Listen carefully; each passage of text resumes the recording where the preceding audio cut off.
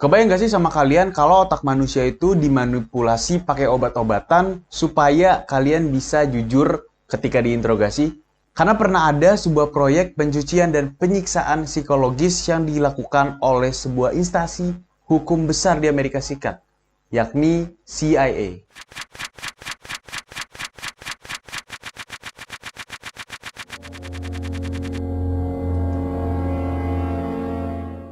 Halo teman-teman, gue Fahrio Novriza, selamat datang di Psikonspi.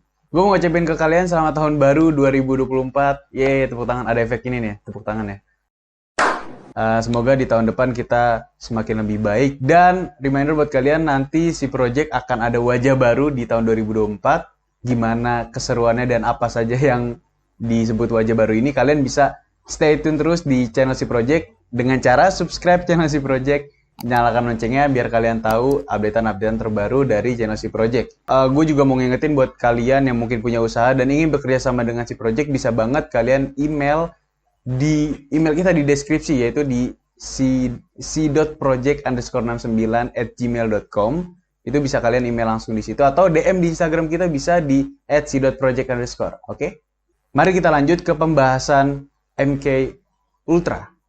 Bermula pada tahun 1953 sampai tahun 1973, proyek MK Ultra yang dipimpin oleh Sidney Gottlieb merupakan program ilegal terhadap manusia yang dirancang dan dilakukan oleh Badan Intelijen Nasional Amerika Serikat, yakni CIA, atas persetujuan Direktur CIA pada masa itu, yakni Allen Dulles.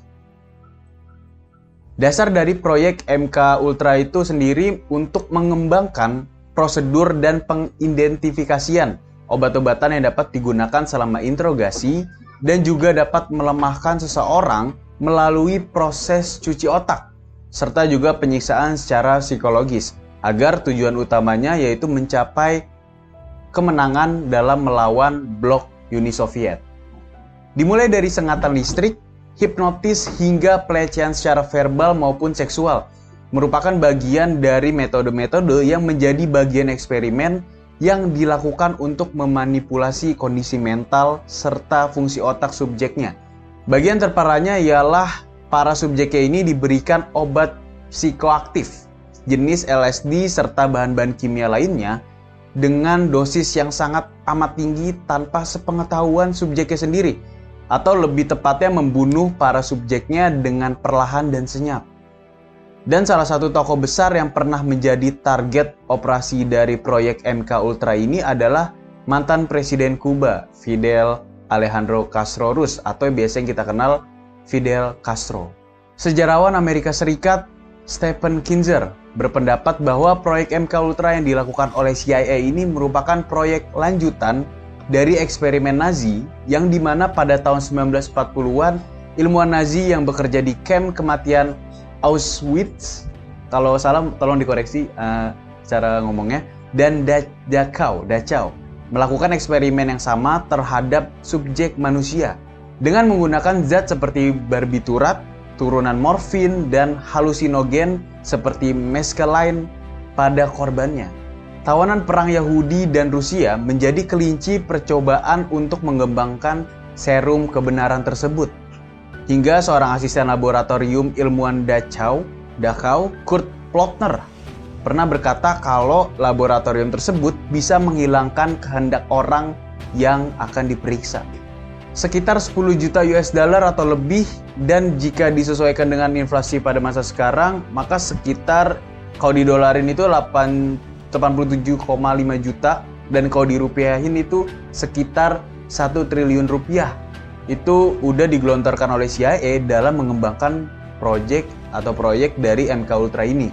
Pada April tahun 1993, proyek MK Ultra ini dimulai dengan memberikan LSD kepada kalangan yang tak berdaya, yakni para pasien dengan gangguan jiwa hingga pelacur. Tak luput juga para anggota dari CIA itu sendiri, bahkan para personil militer hingga masyarakat umum menjadi subjek dari proyek kejam ini yang bertujuan untuk mempelajari hasil dari reaksi dari mereka. Tidak cukup sampai di situ, CIA mencoba mengekspand wilayah eksperimennya ke Kanada dengan merekrut psikiater asal Skotlandia yang bernama Donald Ewan Cameron. Pencipta konsep penggerak psikis, Cameron sendiri berharap bahwa dirinya bisa memperbaiki skizofrenia dengan menghapus ingatan yang ada dan memprogram ulang jiwa seseorang. Allen Memorial Institute, Universitas McGill menjadi tempat Cameron melakukan eksperimen dari proyek MK Ultra ini hingga tahun 1957 dan dibayar sebesar $69.000 Amerika atau setara dengan 8 miliar rupiah jika dikonversikan ke rupiah. Itu sesuai dengan inflasi di tahun 2023. Berbagai obat lumpuh serta terapi elektrokonvulsif dengan kekuatan 30-40 kali lipat dari kekuatan normal menjadi bagian metode eksperimen dari Cameron di proyek MK Ultra ini terhadap subjeknya. Alhasil, banyak dari subjeknya yang memang merupakan pasien dengan gangguan kecemasan dan depresi pasca persalinan mengalami inkontinensia urin, amnesia hingga mengira interogatornya itu adalah orang tuanya sendiri. Di tengah kisruhnya Watergate di Amerika Serikat pada tahun 1973, Direktur CIA pada saat itu Richard Helms memerintahkan semua file MK Ultra dimusnahkan.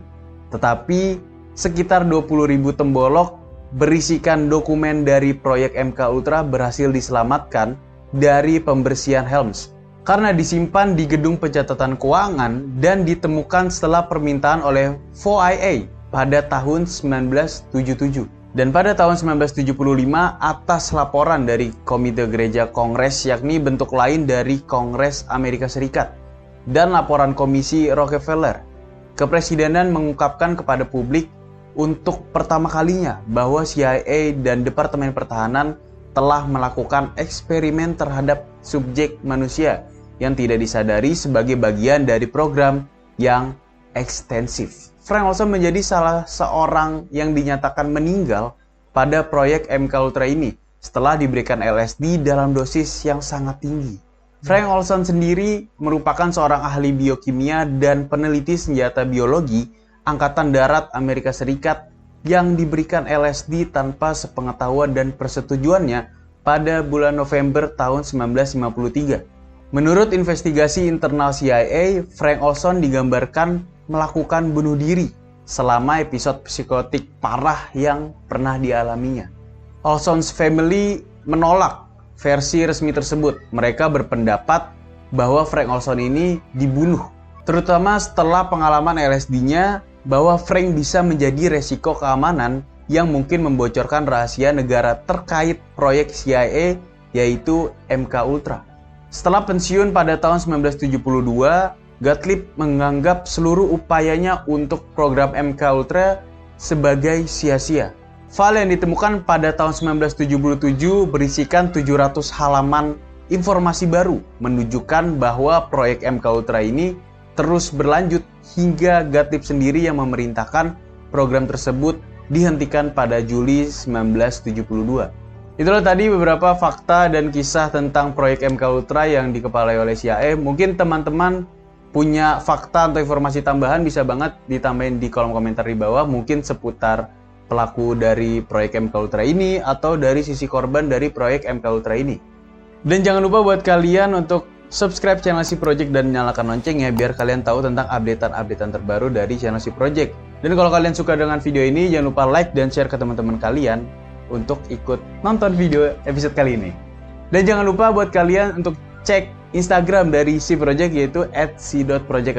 Di situ ada link tree-nya. Kalian bisa menikmati konten-konten kita lainnya dari Spotify, TikTok ntar soon ya kita ya. Sekian untuk video kita kali ini. Sampai jumpa di episode selanjutnya dan gue mau ngucapin selamat tahun 2024. Yeay. Oke, terima kasih, sampai jumpa. Dadah. Terima kasih untuk yang sudah nonton video ini dan jangan lupa like, comment, and subscribe. Oh iya, jangan lupa buat nonton video kita selanjutnya. Oke, thank you. Kacau emang nih Si Project.